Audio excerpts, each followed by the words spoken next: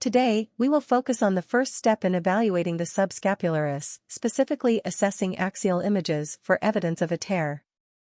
To understand this effectively, it is essential to revisit the humeral tuberosity anatomy. The humerus has two notable prominences, the greater and lesser tuberosities, with a groove between them, the bicipital, intertubercular, groove. Let's look at each part in more detail. Lesser tuberosity, this is crucial because it serves as the site of insertion for the subscapularis tendon. Greater tuberosity, this is where the remaining three rotator cuff tendons insert. Supraspinatus, inserts on the superior facet. Infraspinatus, inserts on the middle facet. Teres minor, inserts on the inferior facet.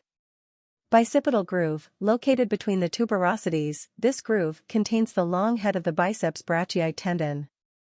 On MRI, the bicipital groove appears as a distinct indentation, and within it, you can identify the long head of the biceps tendon. Adjacent to this, you will note the lesser tuberosity, highlighted in yellow, which is the site of insertion for the subscapularis tendon. More proximally, the subscapularis muscle belly can be visualized. In addition, the greater tuberosity, depicted in aqua, shows the attachment of the infraspinatus tendon. Now, let's examine a case.